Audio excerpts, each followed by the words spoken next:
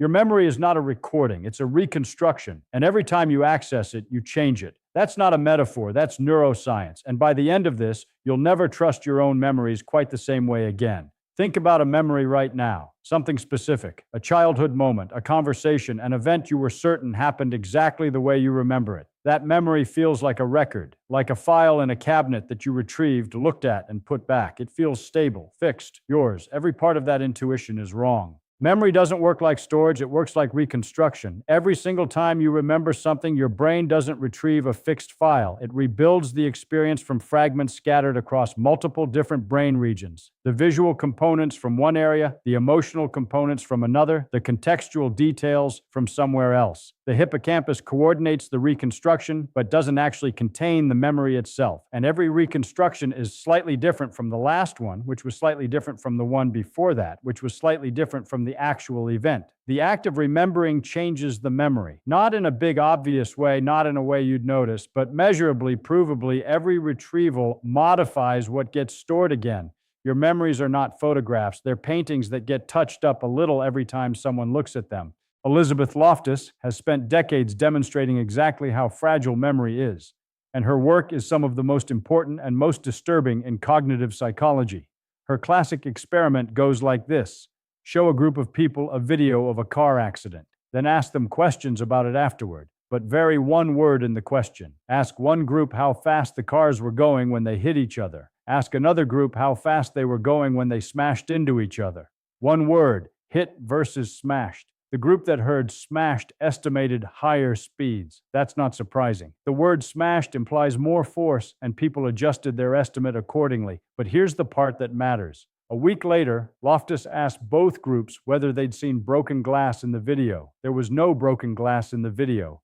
The group that heard smashed was significantly more likely to report having seen broken glass. Not because they were lying, because the word smashed had edited their memory of the accident to include details consistent with a more violent collision. One word in a question asked after the event changed what people saw with their own eyes. Post-event information doesn't just affect how you describe a memory. It edits the memory itself. Other people's words, the questions you're asked, the conversations you have afterward, all of it can modify what you remember without you having any awareness that the modification occurred. Now here's the part that should genuinely disturb you. False memories feel exactly like real ones. There is no internal signal, no flag, no different quality to the experience of remembering. A completely fabricated memory feels identical from the inside to a real one. Loftus demonstrated this too. In a series of studies, she implanted false memories in research participants by telling them that their family had confirmed a childhood event that never happened, being lost in a shopping mall, being rescued by a lifeguard, getting their hand caught in a mousetrap. Approximately 25% of participants not only came to believe the false event had happened, they added vivid details, elaborated on it, remembered what they were wearing, remembered how they felt, constructed full sensory experiences around something that never occurred. And they weren't lying. They genuinely remembered it. The memory felt real because it had all the properties of a real memory. Emotional content, sensory detail, narrative coherence, confidence. You cannot introspect your way to knowing whether a memory is accurate. The feeling of certainty that accompanies a memory is not evidence of its accuracy. You can be completely certain about something that never happened and have no way to know that from the inside. There's a mechanism behind why this happens, and once you understand it, the fragility of memory makes complete sense. When you access a memory, it becomes chemically unstable. The proteins that store memory at the synaptic level are disrupted during retrieval. There is a window after you access a memory during which that memory must be reconsolidated, essentially restored, before it becomes stable again. During that window, the memory is genuinely vulnerable to modification. New information received during the reconsolidation window can be incorporated into the memory. Your emotional state at the time of retrieval influences how the memory is stored back. The context in which you remember something shapes what you store. What you file away after remembering something is not the original memory with a timestamp that says retrieved.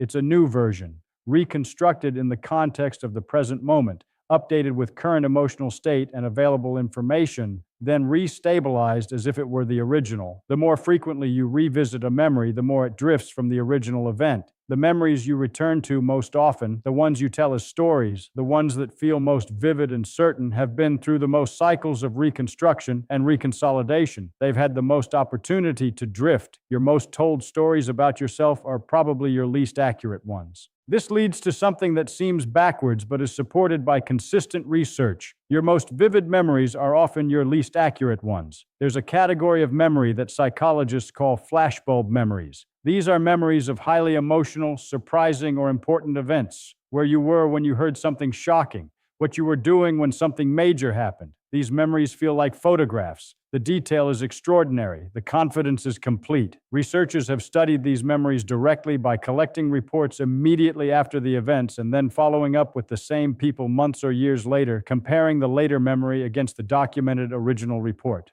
The later memories are not more accurate than ordinary memories. In some cases, they're less accurate. People change details, misremember where they were or who they were with, conflate different events, and report all of this with the same complete confidence they reported the original. The emotional intensity of an event creates a strong feeling of clarity. It does not actually improve accuracy. The vividness of the memory is measuring how emotionally significant the event was, not how accurately it was encoded. A memory that feels like a high-resolution photograph is often a highly confident confabulation.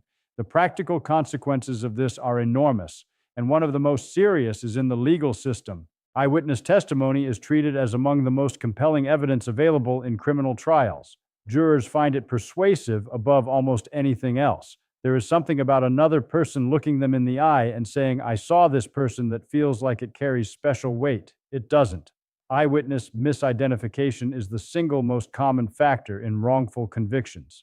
The Innocence Project, which uses DNA evidence to exonerate people who were wrongly convicted, has found that eyewitness misidentification is involved in over 69% of the cases where DNA evidence proved someone innocent after they had already been convicted. Those witnesses were not lying. They were not malicious. They genuinely believed they had seen what they reported. They identified the wrong person with complete confidence, and that confidence persuaded juries. The problem is fundamental.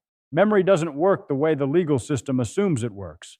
It doesn't work the way the witnesses themselves assume it works. And the gap between how memory actually functions and how people believe it functions has sent innocent people to prison. This is not a fringe academic debate. It's established science. The legal system has been slow and resistant to incorporating it. There's a specific failure mode worth naming separately because it's so common and so unrecognized. You can remember information correctly, but misremember where it came from. You hear something in a conversation, you read it in an article, you see something in a film. Later, you remember the content correctly, but you remember it as something you knew independently, something you figured out yourself, or something you personally experienced. This is called source monitoring error.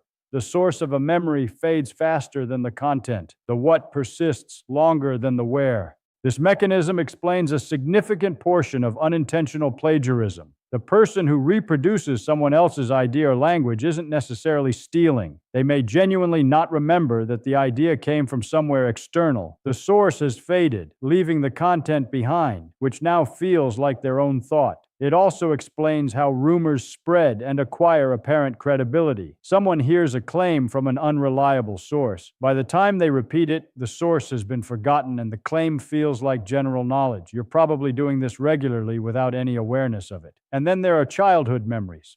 Most adults have difficulty accurately remembering anything before age 3 or 4. This is called childhood amnesia. The hippocampus isn't sufficiently developed for reliable long-term memory formation in the first few years of life. The neural architecture for stable episodic memory simply isn't in place yet. And yet many adults have vivid, confident memories from age 1 or 2.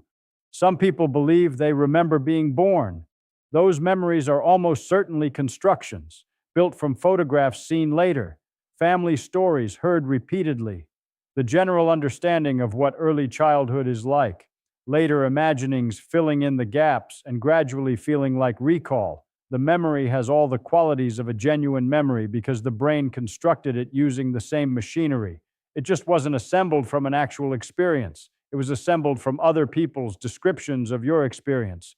Your earliest memories of yourself are very likely someone else's story that you internalized and turned into your own memory. The person you remember being as a very young child is probably a character that was narrated to you, not a record you made. Here's something that makes all of this make sense, rather than just seeming like a catalog of failures. Memory didn't evolve to record the past accurately. It evolved to prepare for the future usefully. Your brain doesn't need a perfect archive of every experience. That would be enormously expensive in terms of storage and processing, and mostly useless. What your brain needs is to extract patterns from experience, update its models of how the world works, and use those models to navigate effectively. A system optimized for accurate archival storage would look completely different from what we have. It would be slower, more rigid, less flexible. It would prioritize fidelity to the original over usefulness in the present. Human memory is optimized for something different. It's flexible, reconstructive, editable. It integrates new information retroactively. It uses context. It adjusts based on current emotional state and current understanding. The features that make memory unreliable as an archive are the same features that make it useful as a prediction and guidance system. The susceptibility to suggestion allows memory to be updated when new information is more accurate. The emotional influence allows important events to be weighted differently. The reconstructive nature allows gaps to be filled in usefully rather than left blank.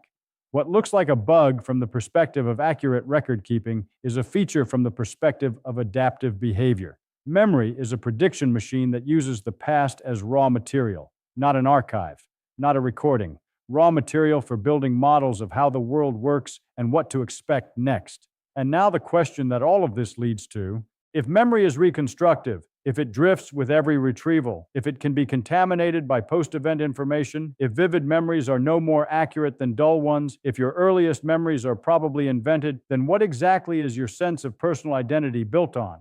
Your narrative self, the story you tell yourself about who you are, where you came from, what happened to you, what shaped you, is built almost entirely from memories. Take away the memories, and the continuous sense of self dissolves. People who lose memory formation capacity through hippocampal damage lose the ability to construct a continuing identity.